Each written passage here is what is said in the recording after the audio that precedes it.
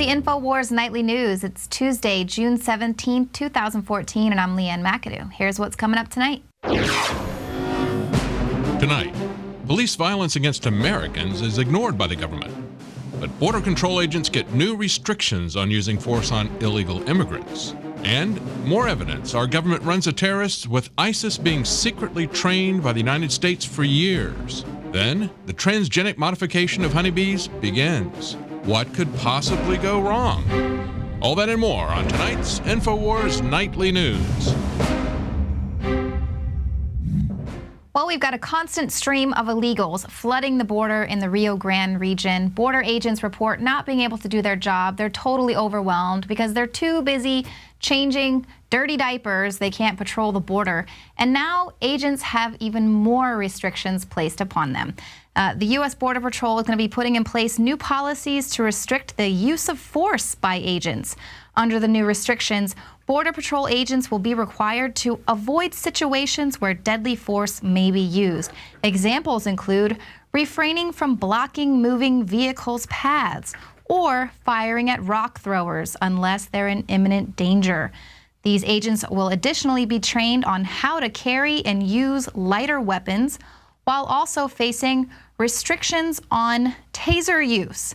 So Border Patrol agents are saying that their lives are literally being put in danger every single day, and now they're being used as pawns in a political game. Now, these policies were likely prompted after what was called a scathing review by the LA Times, saying that the agents were using deadly force on children who were throwing rocks at them. But as Breitbart points out, in April, rocks can be very deadly. They show pictures here of just how harmless rock throwing can actually be. Of course, this is ridiculous because if you were anywhere else in the country throwing big boulders and splitting open cops' heads and busting their car windows and stuff, of course, cops are going to be using deadly force. But here at the border, they're being told to just back off. And if there are cars rushing the border, just back off. Just let them come through. If the rock throwers are coming, just, don't even use your taser on those people. Meanwhile, here in America, this is how the cops treat American citizens. This is a cop throwing a 19-year-old woman to the ground and then punching her in the stomach. This attack occurred on Sunday at Pittsburgh's Pride in the Street Festival. Now, the cop said in his police complaint that he punched Ariel Lawther in the abdomen several times to distract her enough so that he could handcuff her. Now, the cops are not punching any of those illegal aliens in the gut to try and distract them from jumping over the border. Nope, they're going to reserve that deadly force or use of force for girls in rainbow socks at the Gay Pride Festival. So this is basically how you're getting treated here in the streets of America, while people who are breaching the border illegally are getting the VIP treatment. And in fact, now they're even being given the right to vote in addition to all of those welfare benefits, at least if that's what this one Democratic senator, if he gets his way. This is a new legislative proposal from Democratic Senator Gustavo Rivera of New York. Basically, this is just proving what everyone has been really complaining about this whole time, saying this influx of illegals will be used to dilute the libertarian and conservative voter bloc, as well as the increase, the burden it's going to have on government spending. Well, here, Rivera says the main objective of the New York is Home Act will give illegal immigrants the right to vote, but it also establishes a kind of second-tiered citizenship on a state level in which illegal immigrants can apply for tuition assistance, health insurance, and driver's and professional licenses, among other benefits. Now, of course, the chances of this going through are slim, but it reveals the end game for Democrats, of course, because amid all of the failures, Democrats must offset their losses at the voter base.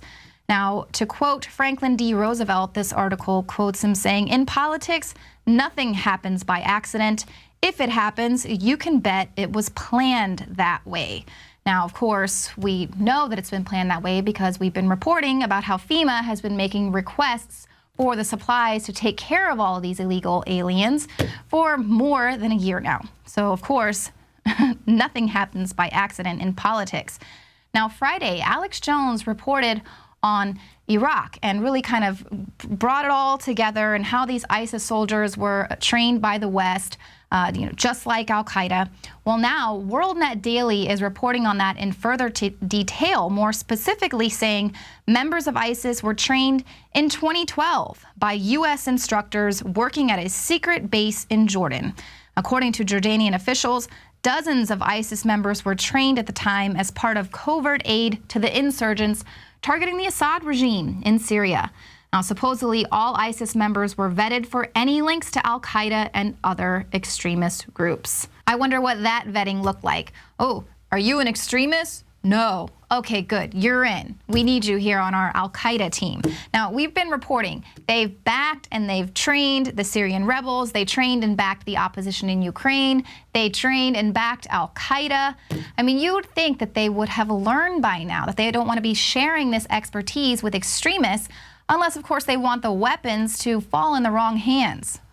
Now, Alex Jones predicted this very thing was going to be happening. When, quote, government screwed up in the past or in any other country for that matter, the people responsible for it resign or go to jail.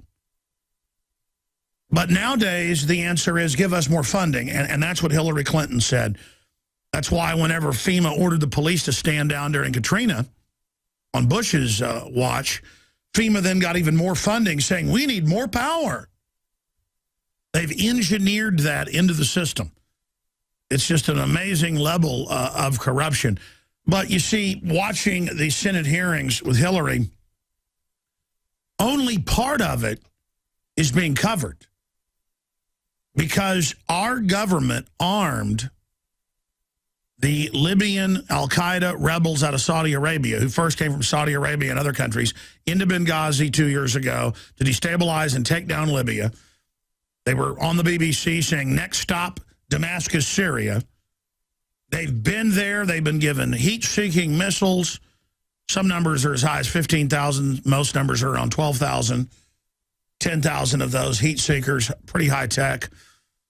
Take down any jet airliner you want. They've been attacking jet airliners, shooting them up. Passenger liners. And then the media thinks you're so stupid, they go, we have to give our rights up and invade all over Africa and Algeria and Mali because Al-Qaeda's there. And then our criminal occupied government uses that as a pretext with NATO and France to invade Mali and Algeria and other areas. I mean, it's amazing. We predicted 4 years ago in the Obama deception, they would use Al-Qaeda that they control to invade all over Africa because we know how they operate. And we saw the buildup of AFRICON. Breaking tonight, a troubling report on the terror group now in control of a third of Iraq. Today, we learned that the same group may now be in possession of a deadly cache of American-made firepower, Stinger missiles. They are powerful enough to take down a commercial airliner. An explosion triggered a fire at a major gas pipeline today. This was in the Ukraine, and it's the largest consumer gas pipeline serving Europe through the Ukraine, stretching 2,800 miles out of Siberia. Now, according to witnesses, flames from the ruptured pipeline reached 200 meters high. It's still not clear if the explosion was an accident or deliberate. But of course, this incident follows just on the heels of Russian energy company Gazprom cutting off gas supplies on Monday. This was in response to Ukraine missing some payments. They said an installment of nearly $2 billion was due for past deliveries. Now, this isn't the first suspicious rupture of the pipeline. Another was reported in May, with experts reportedly finding evidence of remotely controlled explosives at that site.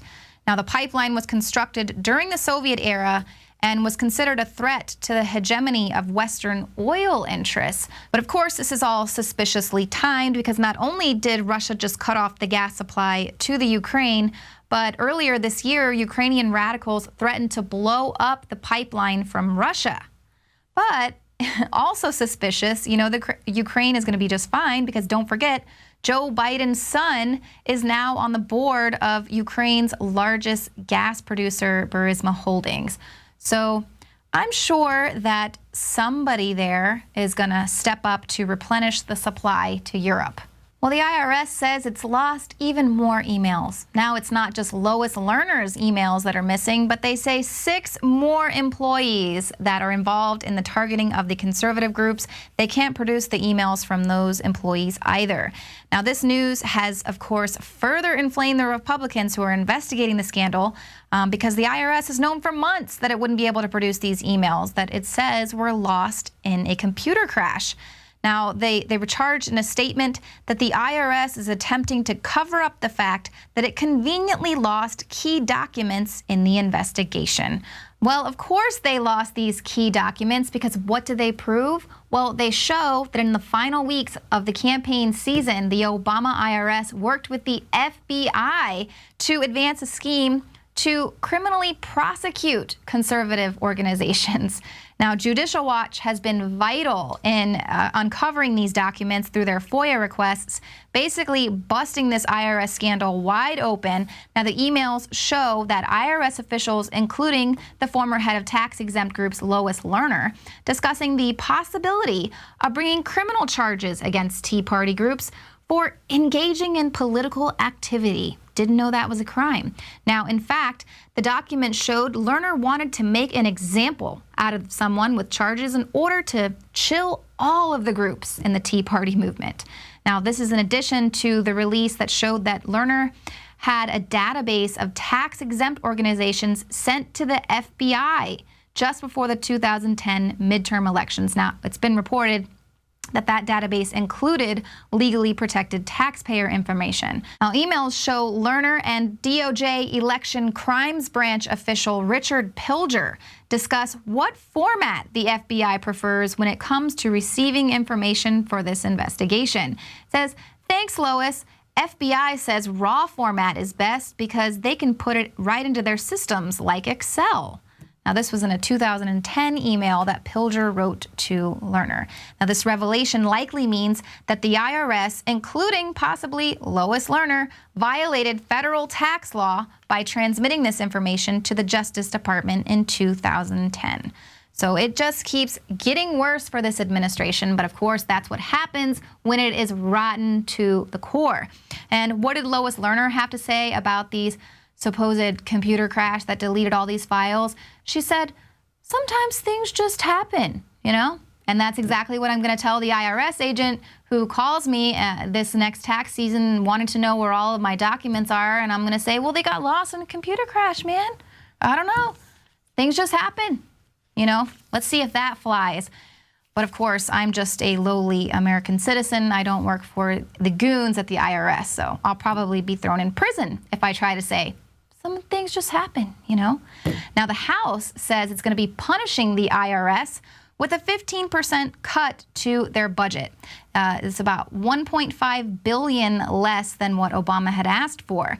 Now, they say the goal is to keep the tax agency focused on its core duties and eliminate efforts to judge the political activities of tax-exempt groups and break its implementation of Obamacare.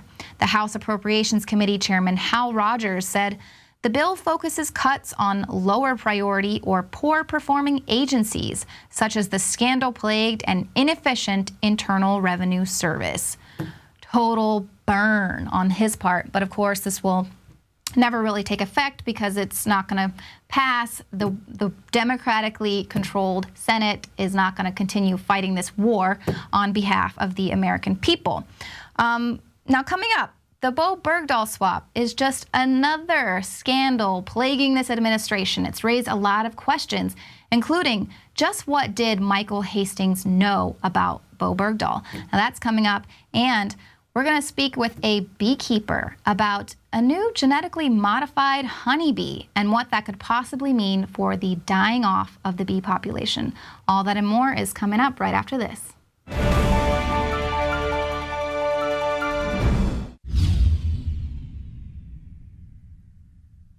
My friends, Alex Jones here to tell you about some of the most important information concerning you and your family's health. Radiation levels have more than doubled in the last 60 years in the Northern Hemisphere.